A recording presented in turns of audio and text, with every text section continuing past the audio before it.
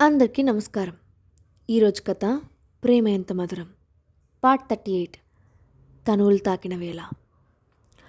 కరణ్ను అంబాసిడర్గా తీసుకున్న తర్వాత అతను ఫేమస్ అవ్వకపోతే మన కంపెనీ ప్రోడక్ట్ సంగతి ఏంటి అని సబార్డినేట్ అడిగిన ప్రశ్నకు మేనేజింగ్ డైరెక్టర్ రీమా ఒక క్షణం పాటు అక్కడున్న వాళ్ళందరినీ మౌనంగా చూసింది. అందరూ ఆమె ఏం చెప్తుందా అని ఇంట్రెస్టింగ్గా చూస్తున్నారు. అప్పుడు రీమా నిదానంగా, ఏదైనా జరిగితే ఒక డైరెక్టర్గా ఆ రెస్పాన్సిబిలిటీ నేను తీసుకుంటాను అని అంది. దాంతో మేనేజింగ్ డైరెక్టర్గా ఆమె డిసిషన్ తీసుకుందని తెలిసి ఇంకెవరూ ఏం మాట్లాడలేకపోయారు. మరోవైపు మీషా కంపెనీ నుంచి ఎలాంటి న్యూస్ లేకపోవడంతో నిరాశగా ఇంటికి తిరిగి వచ్చింది స్నేహ. హాల్లోనే కూర్చొని హోంవర్క్ చేస్తున్న యువన్ ఇంటికి వచ్చున్న స్నేహాని చూడగానే పరిగెత్తుకుంటూ వెళ్ళి మమ్మీ అంటూ 2 చేతులు చాచాడు. స్నేహ యువన్ను ఎత్తుకొని తల నిమురుతూ స్నాక్స్ ఏమైనా తిన్నావా అని అడిగింది. పూర్ణగ్రాని నాకు స్నాక్స్ ఇచ్చింది, తినేశాను. కానీ మమ్మీ, నువ్వు ఈరోజు డల్గా ఉన్నావు, ఏమైంది అని యువన్ అడిగాడు. స్నేహ నవ్వుతూ, అదేం లేదు, ఆఫీస్ వర్క్స్ గురించి ఆలోచిస్తున్నాను. నువ్వు నా గురించి కంగారు పడకు, సరేనా అని అంది. ఓకే మమ్మీ, కానీ నేను పెద్దయ్యాక నువ్వు ఇలా కష్టపడి డబ్బు సంపాదించాల్సిన అవసరం లేదు. నేను పెద్దయ్యాక నిన్ను పెంచుకుంటాను అని అన్నాడు. ఆ మాట వినగానే స్నేహ నవ్వుతూ అతన్ని గట్టిగా కౌగిలించుకొని కిస్ చేసి, నువ్వు నన్ను పెంచుకుంటావా అని అడిగింది. అప్పుడే చేతిలో వాటర్ గ్లాస్తో అక్కడికి వచ్చిన అన్నపూర్ణ వాటర్ను స్నేహ చేతికిస్తూ, అవును మేడం, ఇంకొన్ని రోజులు ఆగితే ఖచ్చితంగా యువన్ బాబే మిమ్మల్ని పెంచుకుంటారు, చాలా తెలివైనవాడు అని అంది. వాళ్ళు మాట్లాడుతూ ఉండగానే అక్షయ్ పైనుండి కిందకు దిగివచ్చాడు. అతన్ని చూడగానే స్నేహ కొంచెం ఇబ్బంది పడుతూ టాపిక్ మార్చి, సరే యువన్, నువ్వు గ్రానీతో కలిసి రూమ్కి వెళ్ళి హోంవర్క్ కంప్లీట్ చేయి అని అంది. ఓకే మమ్మీ, కానీ కాసేపు డాడీతో ఆడుకుంటాను అంటూ స్నేహ దగ్గర నుండి కిందకు జారి అక్షయ్ ఒడిలోకి చేరాడు యువన్. దాంతో స్నేహ, సరే నేను వెళ్ళి ఫ్రెష్ అయ్యి వస్తాను అని చెప్పి పైకి వెళ్ళింది. డాడీ, మనమిద్దరం గేమ్ ఆడుకుందామా అక్షయ్ చెంపను తడుముతూ అడిగాడు యువన్. ఆ ప్రశ్నకు అక్షయ్ వింతగా చూసి, ఏం గేమ్ అని అడిగాడు. బిల్డింగ్ బ్లాక్స్ ఆడుకుందాం డాడీ. నువ్వు బ్లాక్స్తో ఒక హౌస్ బిల్డ్ చేయి, నేను ఒక హౌస్ బిల్డ్ చేస్తాను, ఇద్దరిలో ఎవరు బాగా చేస్తారో చూద్దాం అని అంటూనే కిందకి దిగి వెళ్ళి కబోర్డ్లో పెట్టిన బ్లాక్స్ తీసుకొని వచ్చాడు. ఇవి నీకెవరు కొనిచ్చారు వాటిని విచిత్రంగా చూస్తూ అడిగాడు అక్షయ్. మమ్మీ తెచ్చింది అని చెప్తూనే బ్లాక్స్ను అరేంజ్ చేయడం మొదలుపెట్టి, డాడీ నువ్వు కూడా స్టార్ట్ చేయి అని అన్నాడు యువన్. దాంతో అక్షయ్ కూడా యువన్ చేసేదాన్ని చూస్తూ బిల్డింగ్ చేయడం మొదలుపెట్టాడు. చేతిలో కాఫీ ట్రేతో అప్పుడే అక్కడికి వచ్చిన అన్నపూర్ణ ఆ దృశ్యం చూసి ఆశ్చర్యంతో వాళ్లకు 4 అడుగుల దూరంలోనే ఆగిపోయింది. అప్పుడే ఫ్రెష్ అయ్యి కిందకు దిగి వచ్చిన స్నేహ కూడా పోటీపడి బ్లాక్స్ కడుతున్న వాళ్ళిద్దరిని చూసి ఆగిపోయి అక్కడే ఉన్న అన్నపూర్ణ వైపు నమ్మలేనట్లుగా చూసింది. ఇంట్రెస్ట్ లేనట్లుగా బ్లాక్స్ చేయడం స్టార్ట్ చేసిన అక్షయ్ కూడా 2 క్షణాల్లోనే ఆటలో లీనమైపోయాడు. ఇంతలో డాడీ, నా బిల్డింగ్ అయిపోయింది అంటూ తన చేతిలో ఉన్న బిల్డింగ్ను అక్షయ్ ముందు పెట్టాడు యువన్. యువన్ చేసిన బిల్డింగ్ను చేతిలోకి తీసుకొని చూసిన అక్షయ్ కళ్ళు కొంచెం ఆశ్చర్యంతో ముడుచుకున్నాయి. కలర్ బాక్స్తో యువన్ చేసిన ఆ బిల్డింగ్ అతనికి చాలా నచ్చింది. దాంతో తాను చేసిన బిల్డింగ్ని కూడా యువన్ చేసిన బిల్డింగ్ పక్కన పెట్టి రెండిటిని కంపేర్ చేసుకొని చూసుకున్నాడు. ఆ రెండిటిలో తన బిల్డింగ్కి ఒక షేప్ లేనట్లు క్లియర్గా తెలుస్తోంది. అది చూసి దూరంగా నించున్న స్నేహ, అన్నపూర్ణ ఇద్దరు ఒకరినొకరు చూసుకొని చిన్నగా నవ్వుకోవడం మొదలుపెట్టారు. అప్పుడు వాళ్ళ వైపు చూసిన యువన్, మమ్మీ, గ్రానీ, చూడండి, డాడీ నేను బిల్డింగ్స్ చేశాం, ఎవరి బిల్డింగ్ బాగుందో మీరు చెప్పండి అని అడిగాడు. ఆ మాటలకు తల తిప్పి చూసిన అక్షయ్ అక్కడ నుంచొని ఉన్న వాళ్ళిద్దరిని చూసి వెంటనే తన చేతిలోని బిల్డింగ్స్ బ్లాక్స్ను హడావిడిగా పక్కన పెట్టాడు. దాంతో అన్నపూర్ణ నవ్వుతూ ముందుకు వెళ్ళి తన ట్రేలో ఉన్న కాఫీ కప్ను అక్షయ్కిస్తూ, మిమ్మల్ని ఇలా చూసి చాలా సంతోషంగా ఉంది అక్షయ్ బాబు అని అంది. అక్షయ్ ఏం మాట్లాడకుండా ఇబ్బందిగా నవ్వుతూ కాఫీ తీసుకున్నాడు. స్నేహ కూడా చిన్నగా నవ్వుకొని యువన్తో, సరే ఇక ఆడుకుంది చాలు, నువ్వు గ్రాండీతో వెళ్ళి హోంవర్క్ ఫినిష్ చేయి అని చెప్పింది. ముందు నువ్వు ఎవరి హౌస్ బాగుందో చెప్పు మమ్మీ మళ్ళీ అడిగాడు యువన్. దాంతో స్నేహ ఏం సమాధానం చెప్తుందో అని అక్షయ్ జాగ్రత్తగా వింటున్నాడు. అప్పుడు స్నేహ నవ్వుతూ యువన్ తల నిమిరి, సరే ముందు నువ్వు చెప్పు, నీకు ఎవరి హౌస్ నచ్చింది అని అడిగింది. ఆ మాటకు యువన్ వెంటనే నాదే అని చెప్పబోయాడు.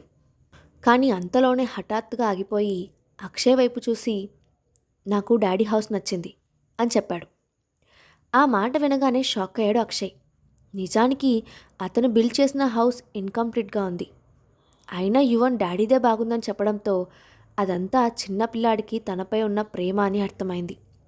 అప్పుడు స్నేహ కూడా యువన్ బుగ్గపై కిస్ చేసి, వెరీ గుడ్, కానీ మీ ఇద్దరి హౌస్లు బాగున్నాయి, సరేనా, ఇక వెళ్ళి హోంవర్క్ చేసుకో అని అంది. ఓకే మమ్మీ అంటూ అన్నపూర్ణతో కలిసి రూమ్కి వెళ్ళిపోయాడు యువన్. హాల్లో అక్షయ్ స్నేహ మాత్రమే మిగిలి ఉండటంతో స్నేహ అక్కడే సోఫాలో కూర్చొని ల్యాప్టాప్ ఓపెన్ చేసి మీషా కంపెనీ వాళ్ళ దగ్గర నుండి ఏదైనా మెయిల్ వచ్చిందేమో అని చెక్ చేసింది.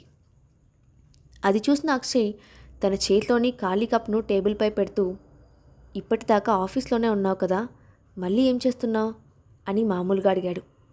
అప్పుడు స్నేహ తలెత్తకుండానే నిట్టూరుస్తూ, ఉన్నాను, కానీ తప్పడం లేదు. నా పని జరగడం కోసం నా ట్రయల్స్ నేను చేస్తున్నాను, కానీ నాకు ఈ ఇండస్ట్రీలో ఎక్కువ కాంటాక్ట్ లేవు, అందుకే ఎవరిని ఎలా అప్రోచ్ అవ్వాలో తెలియడం లేదు అని అంది. ఆ మాట వినగానే అక్షయ్ కళ్ళు ఒక క్షణం ఆమె వైపు సూటిగా చూశాయి. కానీ స్నేహ తలొంచుకొని ల్యాప్టాప్లో పనిచేస్తుండటంతో అతన్ని గమనించలేదు. అప్పుడు అక్షయ్ తన ఫోన్ ఓపెన్ చేసి చూసుకుంటూ నిదానంగా, నేను రేపు కాక్టైల్ పార్టీకి వెళ్తున్నాను, నువ్వు కూడా నాతో పాటు వస్తావా అని అడిగాడు. ఆ మాట వినగానే స్నేహ ఆశ్చర్యంగా తలెత్తి అతని వైపు చూసింది. కానీ అక్షయ్ తలొంచుకొని ఫోన్ చూస్తున్నాడు. ఆమె అతన్ని కొంచెం విచిత్రంగా చూస్తూ, నన్ను పార్టీకి తీసుకెళ్తానంటున్నాడేంటి, ఇంకా మా పెళ్లి విషయం బయటకు చెప్పాలని అతను డిసైడ్ అవ్వలేదు కదా అని అనుకొని, కాక్టైల్ పార్టీనా, అక్కడికి వస్తే ఏముంటుంది, నేను రాను అని అంది. అది విని వెంటనే అక్షయ్ ముఖం సీరియస్గా మారిపోయింది. వెంటనే అతని పైకి లేచి నిలబడి, సరే ఈ మాట గుర్తుపెట్టుకో అని చెప్పి వెంటనే పైకి వెళ్ళడం మొదలుపెట్టాడు.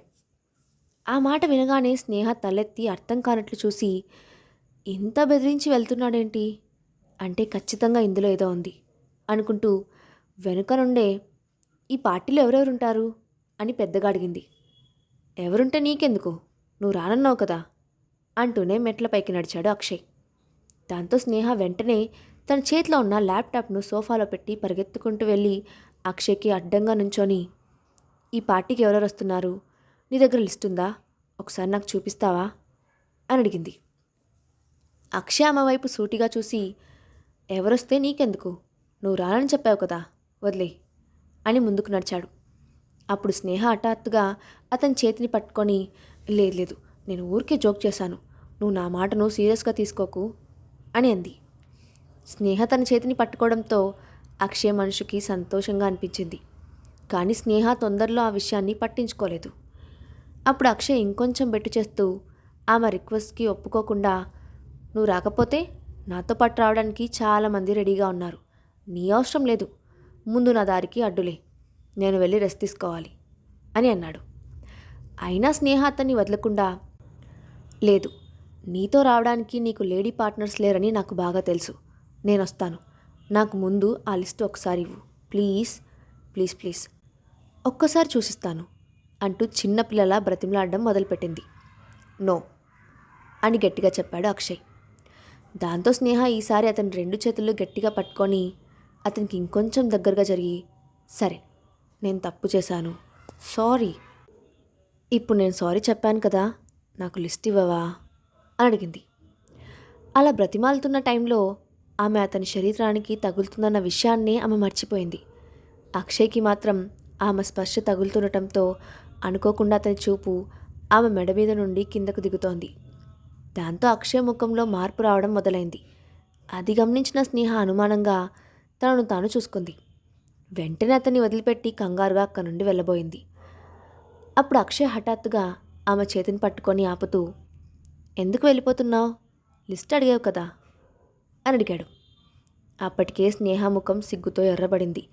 అతని కళ్ళల్లోకి చూసే ధైర్యం చేయలేదు. దాంతో ఆమె వెనక్కి తిరగకుండానే అయితే లిస్ట్ ఇవ్వండి అని అడిగింది. అప్పుడు అక్షయ్ ఆమె చేతిని వదిలేసి, నేను నీకు ఆల్రెడీ మెయిల్ చేశాను, వెళ్ళి చూసుకో అని చెప్పాడు. దాంతో స్నేహ ఆనందంగా అతని వైపు చూసి థ్యాంక్ యూ అంటూ పరిగెత్తుకుంటూ సోఫా దగ్గరికి వెళ్ళి ల్యాప్టాప్ చేతిలోకి తీసుకుంది. అక్షయ్ ఆమెను చూసి నవ్వుకొని తన రూమ్కి వెళ్ళిపోయాడు. తర్వాత రోజు ఉదయాన్నే స్నేహ సెల్ ఫోన్ రింగ్ అవుతోంది. నిద్రలో ఉన్న ఆమె బద్ధకంగా పక్కనే ఉన్న ఫోన్ తీసుకొని లిఫ్ట్ చేసి నిద్రమత్తులోనే హలో అంది. అటువైపు నుండి ఎవరో ఒక వ్యక్తి మాట్లాడుతూ, హలో మేడం, మేం మీషా కంపెనీ ఇన్ఛార్జ్ను కాల్ చేస్తున్నాను అని చెప్పాడు. దాంతో స్నేహ నిద్రమత్తు ఒక్కసారిగా వదిలిపోయింది. వెంటనే బెడ్పై లేచి కూర్చొని తన గొంతులో ఉన్న ఎక్సైట్మెంట్ను కంట్రోల్ చేసుకుంటూ ఎస్ చెప్పండి అని అంది. మేం మీ ఆర్టిస్ట్ కరణ్ను మా మీషా బ్రాండ్కు అంబాసిడర్గా తీసుకోవాలనుకుంటున్నాం, దాని గురించి మాట్లాడాలి అని చెప్పాడు ఇన్ఛార్జ్. స్నేహ ఆ మాట వినగానే ఉత్సాహంతో పొంగిపోయింది. వెంటనే దాన్ని ఆపుకుంటూ 1 మినిట్ ప్లీజ్ అని చెప్పి ఫోన్ పక్కన పెట్టి ఊపిరి గట్టిగా పీల్చుకొని తన ఎక్సైట్మెంట్ని బ్యాలెన్స్ చేస్తూ ఫోన్ చేతిలోకి తీసుకొని ఇట్స్ ఎ గుడ్ న్యూస్ అని అంది. అప్పుడు ఇన్ఛార్జ్ మాట్లాడుతూ, ఓకే మేడం, మీకు ఎలాంటి ప్రాబ్లం లేకపోతే మీరు అతనితో కలిసి ఈరోజు మధ్యాహ్నం ఇక్కడికి రావాల్సి ఉంటుంది.